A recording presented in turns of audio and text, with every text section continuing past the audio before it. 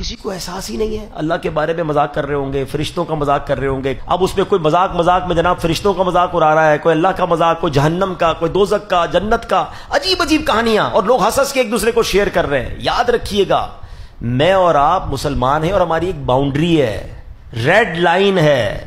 آج کل بڑا جملہ مشہور ہو رہا ہے نا, ریڈ لائن. یہ ہماری مسلمانوں کی ریڈ لائن ہے. ہم اس ریڈ لائن کو کراس نہیں کر سکتے, ایمان چلا جائے گا. دنیا میں آپ لمٹ کو سمجھ رہے ہو, اور اللہ کی بارگاہ میں ہماری زبان کچھ بھی کہتے, کوئی لمٹ نہیں ہے.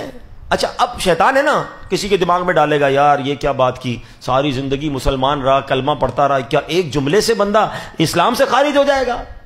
جملے کی اہمیت سمجھو. میں آپ سے پوچھتا ہوں, 70 سال تک کوئی غیر مسلم رہے, دل کی گہرائیوں سے تصدیق کے ساتھ ایک بار کلمہ پڑھ کر مسلمان نہیں ہو جائے گا؟ ایک جملے سے ہی تو مسلمان ہو گیا نا, ایمان میں آ گیا نا. اللہ اکبر. جب ایک جملہ اسے ایمان میں داخل کر سکتا ہے, تو ایک ہی جملہ کسی ایمان والے کو ایمان سے باہر بھی کر سکتا ہے. سمجھو اس بات کو, اس باؤنڈری کو سمجھو. اور آسان کر دیتا ہوں, ایک عورت باہر جا رہی ہے, اجنبی عورت ہے, آپ نے اس کو بلایا اور 2 گواہوں کی موجودگی میں چند جملے کہے نکاح کے. کیا ہوا, وہ عورت کیا بن گئی؟ بندے کی بیوی بن گئی نا, چند جملوں سے. تھوڑی دیر پہلے اجنبی تھی. اچھا, یہی عورت 50 سال ساتھ رہی, کئی بچوں کی ماں بن گئی, اور 3 جملے کہہ دیے, یہ عورت پھر کیا بن گئی؟ پھر اجنبی بن گئی نا. طلاق کہہ دی, اگر 3 بار طلاق دی تو وہی عورت جو بچوں کی ماں تھی 50 سال کی رفیقہ ہے, اب وہ غیر ہو گئی. ہے جملے کی اہمیت کہ نہیں؟ سمجھ آ رہی ہے؟ تو اسی طرح جملہ ایمان سے بھی خارج کر سکتا ہے.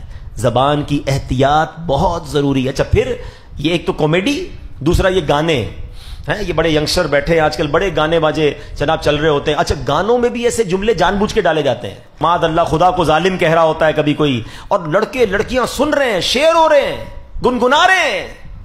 تمہیں پتہ ہی نہیں ہے کہ تمہارا ایمان چھینا جا رہا ہے. کیا بات ہے, میرے اعلیٰ حضرت نے 100 سال پہلے سمجھایا تھا کہ سونا جنگل, رات اندھیری, چھائی بدلی کالی ہے, سونے والو جاگتے رہیو, چوروں کی رکھوالی ہے. آنکھ سے کاجل صاف چرا لے, یا وہ چور بلا کے ہیں. کیا مثال دی ہے, آنکھ سے کاجل کون چرا سکتا ہے؟ آنکھ اور کاجل تو ملا ہوا ہی ہوتا ہے. کہ نہیں, ایسے چور ہیں کہ تمہاری آنکھ سے بھی کاجل چرا دیں گے. آنکھ سے کاجل صاف چرا لیں, یا وہ چور بلا کے ہیں. تیری گٹھڑی تاکی ہے اور تو نے نیند نکالی ہے. تیرا ایمان چھیننے کے لیے آئے اور تجھے نیند آ رہی ہے.